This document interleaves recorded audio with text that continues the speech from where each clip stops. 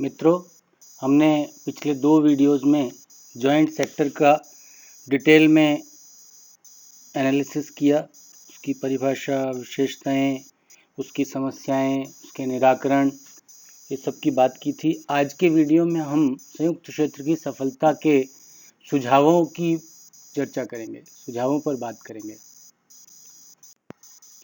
संयुक्त क्षेत्र की सफलता के सुझावों में सबसे पहला जो सुझाव जो दिया जा सकता है वो सबसे इम्पोर्टेंट सुझाव है संचालक मंडल का बुद्धिमत्तापूर्ण गठन। संचालक मंडल निश्चित रूप से किसी भी उपक्रम का, कंपनी का, संगठन का ब्रेन माना जाता है, तो संचालक मंडल का बुद्धिमत्तापूर्ण गठन बहुत आवश्यक है। संयुक्त क्षेत्र के उपक्रमों में संचालक मंडल का गठन बहुत ही सावधानी और चतुराई से किया जाना चाहिए, क्योंकि उपक्रम की सफलता संचालक मंडल के ऊपर ही निर्भर करती है। संचालक मंडल ही उपक्रम की नीति निर्धारण करते हैं।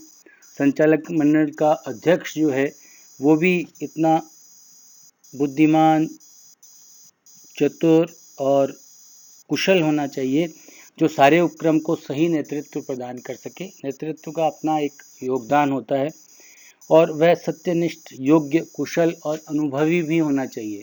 तो सबसे पहली इम्पॉर्टेंट बात है जो सफलता के लिए आवश्यक है, वो संचालक मंडल का बुद्धिमत्तापूर्ण गठन होना चाहिए। दूसरा जो सुझाव है संयुक्त क्षेत्र की सफलता के लिए जो दिया जा सकता है वो योग्य एवं अनुभवी प्रबंधकों की नियुक्ति का है। संयुक्त क्षेत्र के उपक्रमों के प्रबंधक योग्य और अनुभवी होने चाहिए, और दूसरे शब्दों में कहें तो पेशेवर प्रबंधक होने चाहिए। इन उपक्रमों को राजनीति से दूर होना चाहिए, राजनीतिज्ञों से दूर रहना चाहिए।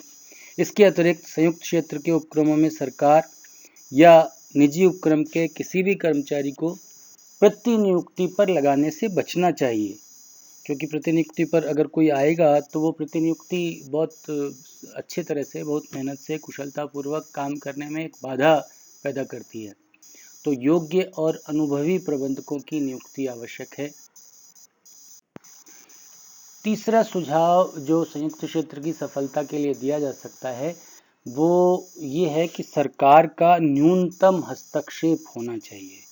संयुक्त क्षेत्र के उपक्रमों को अधिकाधिक स्वायत्तता प्रदान की जानी चाहिए, जिससे प्रबंधक आर्थिक आधार पर सोच समझकर निर्णय ले सकें, और इस वजह से जो निर्णय लिए जाएं उनमें विलंब भी ना हो।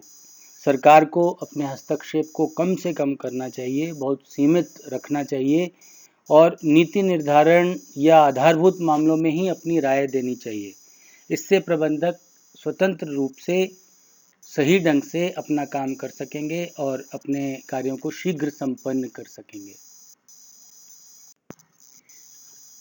चौथे सुझाव की हम बात करते हैं जो संयुक्त क्षेत्र की सफलता के लिए आवश्यक है, वो है निजी साहसियों को प्रोत्साहन।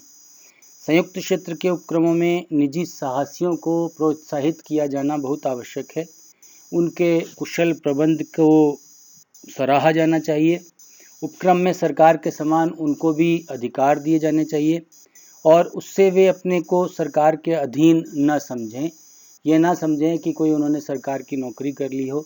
इसके अतिरिक्त उनको पर्याप्त लाभ और उचित प्रबंधकीय, पारिश्रमिक तथा अन्य सुविधाएं भी प्रदान की जानी चाहिए, जिससे उनका मनोबल बढ़ता है। तो निजी साहसियों को प्रोत्साहन बहुत आवश्यक है।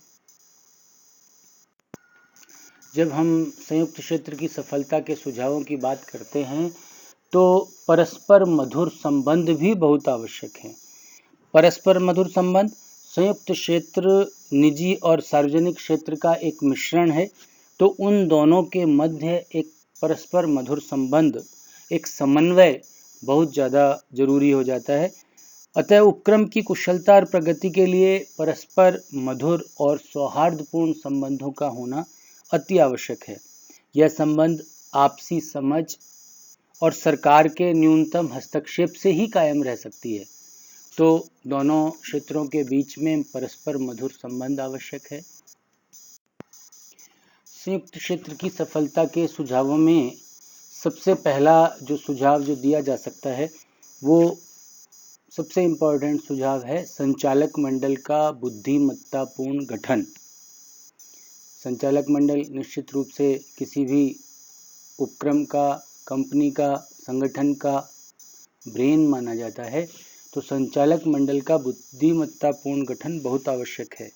संयुक्त क्षेत्र के उपक्रमों में संचालक मंडल का गठन बहुत ही सावधानी और चतुराई से किया जाना चाहिए, क्योंकि उपक्रम की सफलता संचालक मंडल के ऊपर ही निर्भर करती है।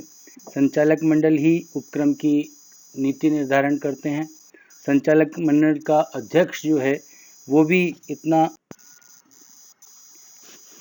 एक सुझाव सरकार संयुक्त क्षेत्र की सफलता के लिए यह भी दिया जाता है कि अंकेक्षण की जो विधि है वो अच्छी होनी चाहिए, अंकेक्षण होना चाहिए। संयुक्त क्षेत्र के उपक्रमों में बजट निर्माण, प्रबंध, अंकेक्षण और आंतरिक अंकेक्षण को सही मायने में सही तरीके से लागू किया जाना चाहिए। इससे उपक्रम की कार्यकुशलता बढ़ती है। इसके साथ साथ ही संयुक्त क्षेत्र के उपक्रम अपने अंशधारियों को वार्षिक प्रतिवेदन प्रस्तुत करते हैं और वार्षिक सामान्य सभा में संचालकगण अपने कार्य का पूरा लेखा जोखा प्रस्तुत करते हैं। तो अंकेक्षण बहुत आवश्यक है संयुक्त क्षेत्र की सफलता के लिए। उद्देश्यों की जानकारी। संयुक्त क्षेत्र की सफलता के लिए जो सुझाव दिया जाता है वो एक ये भी है कि उद्देश्यों की जानकारी दी जानी आवश्यक है। स्पष्ट रूप से उद्देश्यों की जानकारी होनी चाहिए, जैसा कि मैनेजमेंट बाय ऑब्जेक्टिव्स में आता है, एमबीओ में आता है कि उद्देश्य लक्ष्य निर्धारित हो जाता है, लक्ष्य निर्धारक होते हैं। एक जब टारगेट पता है तो उसको अचीव किया जा सकता है। तो संयुक्त क्षेत्र की सफलता के लिए यह आवश्यक है कि सरकार इसकी स्थापना के उद्देश्य स्पष्ट रूप से निर्धारित करे, उसको परिभाषित करे और निर्धारित उद्देश्यों की प्राप्ति के लिए निश्चित और प्रभावी कदम उठाए जाएं, प्रयास किए जाएं। उद्देश्य निर्धारित करते समय जो उसकी प्राथमिकता है उसका ध्यान रखा जाना चाहिए। यदि सरकार मध्यम और नीचे स्तर के साथियों को प्रोत्साहन देना चाहती है तो उसे बड़े औद्योगिक घरानों को साझेदार बनाने से बचना चाहिए। तो उद्देश्यों की जानकारी सफलता के लिए बहुत एक आवश्यक और प्रेरक तत्व मानी जाती है। करों में छूट। संयुक्त क्षेत्र की सफलता के लिए एक सुझाव यह भी आता है कि सरकार को निजी उद्योगपतियों और जन सामान्य को करों में छूट देनी चाहिए। करों में छूट देने से भी एक प्रोत्साहन पैदा होता है, प्रोत्साहन मिलता है, इसलिए करों में छूट भी देने का प्रस्ताव एक सफलता का कारण बन सकता है। संयुक्त क्षेत्र की सफलता के लिए बहुत से अन्य कारण भी या अन्य सुझाव भी दिए जा सकते हैं, जिसमें संयुक्त क्षेत्र के उपक्रमों की सहायता के लिए केंद्र सरकार को एक संस्था बनानी चाहिए जो इन उपक्रमों को वित्त, लाइसेंस आदि देने में सहयोग प्रदान कर सके। संयुक्त क्षेत्र के उपक्रमों में विनियोग की गई पूंजी पर रिटर्न तय होना चाहिए, निश्चित होना चाहिए। इसके लिए आवश्यक जो फंड्स हैं उनकी व्यवस्था भी की जानी चाहिए। संयुक्त क्षेत्र के उपक्रमों को संसद के प्रति उत्तरदायी भी बनाया जाना चाहिए और इस संबंध में आवश्यक कानून शीघ्र पारित किए जा सकते हैं। तो इस प्रकार से अन्य बहुत सारे सफलता के लिए सुझाव दिए जा सकते हैं जिससे संयुक्त क्षेत्र की सफलता सुनिश्चित की जा सकती है। तो स्पष्ट है कि हम ये कह सकते हैं कि संयुक्त क्षेत्र की सफलता के लिए बहुत सारे सुझाव दिए जा सकते हैं और हम निष्कर्ष रूप में ये मान सकते हैं कि संयुक्त क्षेत्र के जो उपक्रम हैं वो राष्ट्र को आर्थिक और सामाजिक दृष्टि से उन्नत बनाने में सहायक सिद्ध हुए हैं।